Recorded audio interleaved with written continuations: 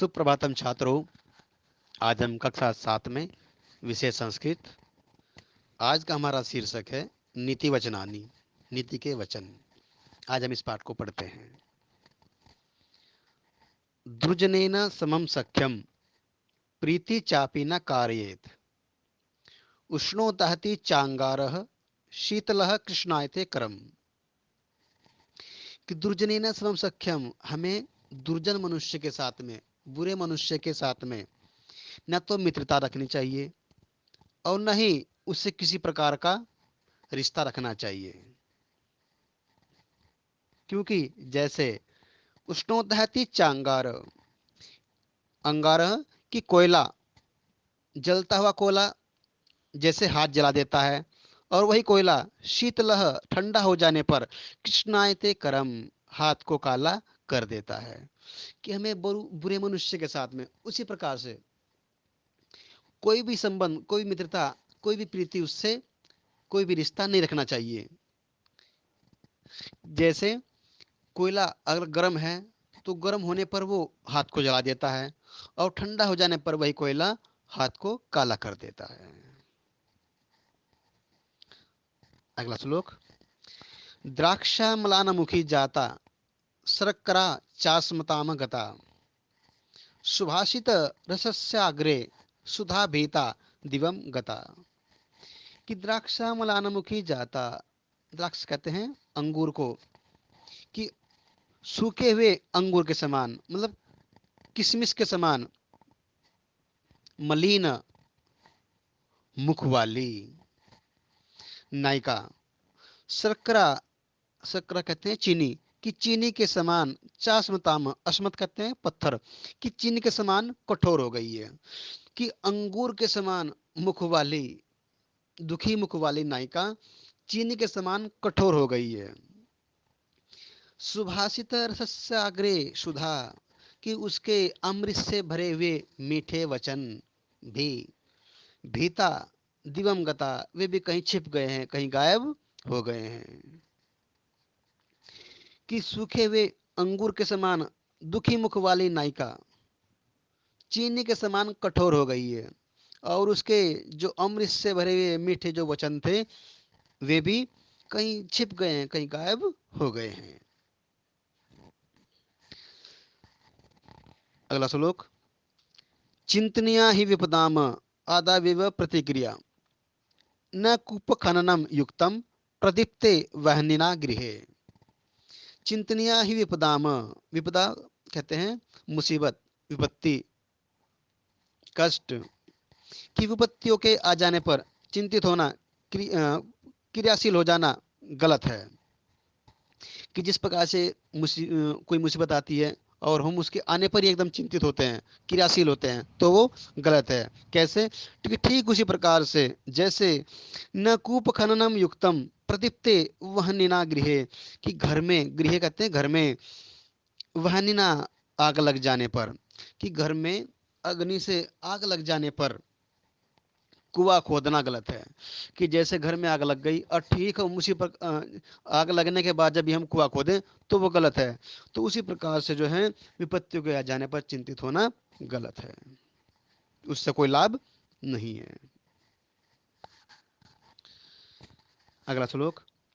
एकम विसरसम हंति शस्त्रैकश्च वद्यते, स राष्ट्रम स प्रजम हंति राज्य मंत्र विप्लवः। एकम विश्रम विसरसम हंति, कि विष के रस से, विष से, जहर से एक मनुष्य मरता है, मतलब जहर एक मनुष्य को मारता है। शस्त्रैकश्च वध्यते, और शस्त्र से, हथियार से एक मनुष्य का वध होता है, हथियार एक मनुष्य को मारता है। परंतु लेकिन राजा मंत्र विप्लव, राजा का एक गलत निर्णय, अगर राजा ने कोई गलत निर्णय ले लिया तो वह निर्णय सप्रजम, प्रजा के साथ साथ, सप्रजम मतलब प्रजा के साथ साथ, सराष्ट्रम पूरे राष्ट्र को मार देता है। कि मतलब राजा का एक गलत निर्णय प्रजा के साथ साथ राष्ट्र को भी मार देता है। राष्ट्र पर भी आपत्ति आ जाती है। मतलब एक विसरसम हंति, कि विष के रस से, विष जो है एक मनुष्य को मारता है, हंति मारता है, शस्त्र कस्य वध्यते, और शस्त्र से एक मनुष्य का वध होता है। लेकिन राजा का एक निर्णय, उसके अगर उसने कोई गलत निर्णय ले लिया तो वो प्रजा के साथ साथ में राष्ट्र को भी मार देता है, राष्ट्र भी उससे जो है आपत्ति में आ जाता है। अगला श्लोक, आदित्यस्य नमस्कारम यो कुर्वन्ति दिने दिने, जन्म जन्मांतरेषु सहस्रेषु दारिद्र्यम नोपजायते। आदित्यस्य नमस्कारम यो कुर्वन्ति दिने दिने, कि आदित्यस्य, आदित्य कहते हैं सूर्य को, कि सूर्य को नमस्कारम यो कुर्वन्ति, जो नमस्कार करते हैं, यो जो, कि जो सूर्य को नमस्कार करते हैं, दिने दिने प्रतिदिन लगातार, कि जो प्रतिदिन सूर्य को नमस्कार करते हैं। जन्म जन्मांतर सहस्त्रेषु, कि उनके जो है सहस्त्र जन्मों के, हजारों जन्मों के, जन्मांतरों के, उनकी जो दरिद्रता है, दारिद्र्यम दरिद्रता, गरीबी, वो क्या हो जाती है, नुप जाते, वो जो है खत्म हो जाती है, समाप्त हो जाती है, वो उत्पन्न नहीं होती। मतलब कि जो प्रतिदिन सूर्य को नमस्कार करते हैं, उनकी अनेक जन्मों की, सहस्त्र जन्मों की, हजारों जन्मों की दरिद्रता, गरीबी, वो नष्ट हो जाती है। अगला श्लोक, ज्येष्ठत्वं जन्मना नैव गुणैर्ज्येष्ठत्वम् उच्यते, गुणात् गुणत्वम् आयाति दुग्धम दधिम घृतम क्रमात्। ज्येष्ठत्वं जन्मना नैव, ज्येष्ठत्वम कहते हैं कि महानता, बड़ापन जन्म से ही नहीं, जन्मना, कि जन्म से, नैव नहीं, कि हमारी जो महानता है वो जन्म से नहीं, अपितु गुणी गुणई ज्येष्ठत्वम उच्यते, गुणों से महानता आती है, कि गुणों से भी महानता आती है। केवल अगर हमने ऊंचे कुल में जन्म ले लिया तो उससे हमारी महानता नहीं होगी, अपितु हमारे अंदर कोई क्वालिटी भी हो, गुण भी हो, तो उससे हमारी जो है महानता उत्पन्न होती है। गुणात गुणत्वम आयति, कि गुणों से गुणवत्ता आती है, आयति आती है। जैसे दुग्धम दधि घृतम क्रमात, जैसे क्रम से क्या, दूध से दही बनती है और दही से घृत, घी बनता है, कि ठीक उसी प्रकार से जो है, जैसे दूध से दही और दही से घृत बनता है, कि ज्येष्ठतम जन्मना नैव, महानता जन्म से नहीं अपितु गुणों से भी आती है, कि गुणों से गुणवत्ता आती है, जैसे दूध से दही और दही से घृत बनता है। अगला श्लोक, उद्यमेन हि सिद्ध्यन्ति कार्याणि न मनोरथै, न हि सुप्तस्य सिंहस्य प्रविशन्ति मुखे मृगा। उद्यमेन ही सिद्ध्यन्ति कार्याणि न मनोरथै, कि हमारे जो कार्य हैं वो परिश्रम से ही सिद्ध होते हैं, कि परिश्रम करने से ही, मेहनत करने से ही हमारे कार्य सिद्ध होते हैं, हमारे कार्य बनते हैं। कारण ना मनोरथ ही, अगर हम बैठे बैठे मनोरथ पालो जाएं, मतलब हम बैठे बैठे ही जो है अब अपने जो है सोचे जाएं, विचार किए जाएं, तो हमारे कोई भी मनोरथ, हमारे कोई भी कार्य पूरे नहीं होंगे, बल्कि मेहनत करने से पूरे होंगे। कि नहीं सुप्तस्य सिंहस्य, कि जैसे सुप्तस्य सोए हुए शेर के मुख में, मुखे मुख में, परिवसंति मुखे मृगा, कि जैसे सोए हुए शेर के मुख में हिरन प्रवेश नहीं करते, कि ठीक उसी प्रकार से जैसे सोए हुए शेर के मुख में हिरन प्रवेश नहीं करते, मतलब उसे शिकार करना पड़ता है, उसे जो है मेहनत करनी पड़ती है।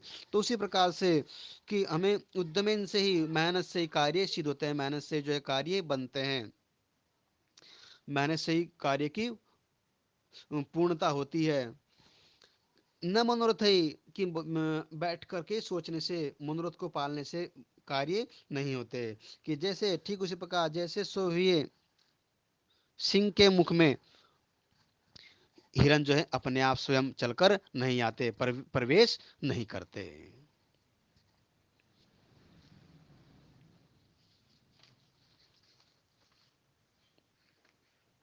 अगला श्लोक।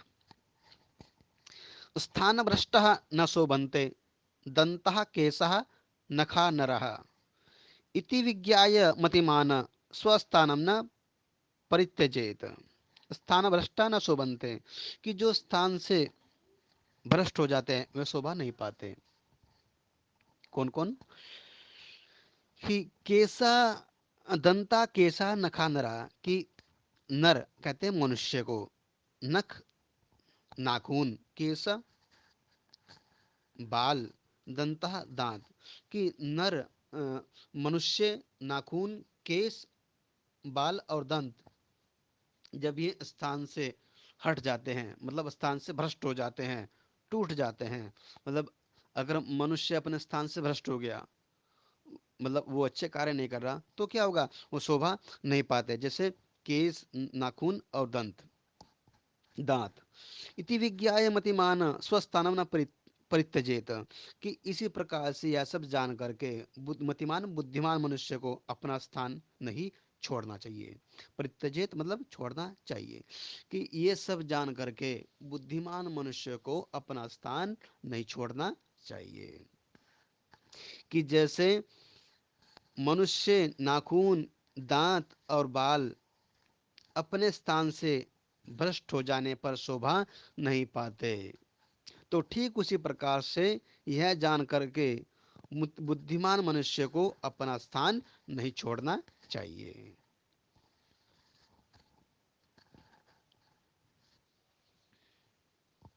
अगर दांत टूट जाए तो वो शोभा शोभा नहीं पाता ना, वो अच्छा नहीं लगता। उसी प्रकार से अगर बाल जो है टूट जाए वे शोभा नहीं पाते। नाखून जब उतर जाएंगे तो वे शोभा नहीं पाएंगे। अगर मनुष्य अगर अपने स्थान से भ्रष्ट हो जाए, मतलब मनुष्य जो जैसे अपना अच्छे कार्य ना करे, वो भ्रष्ट हो जाए, तो वो शोभा नहीं पाएगा। तो उसी प्रकार से बुद्धिमान मनुष्य को जो है ये सब जान करके अपना स्थान जो है छोड़ना नहीं चाहिए। अगला श्लोक।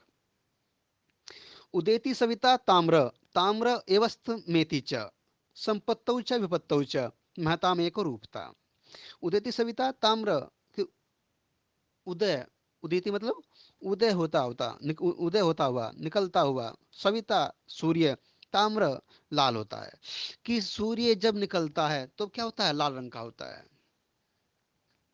ताम्र एव अस्तमेति च, और जब सूर्य छिपता है तब वह लाल रंग का होता है।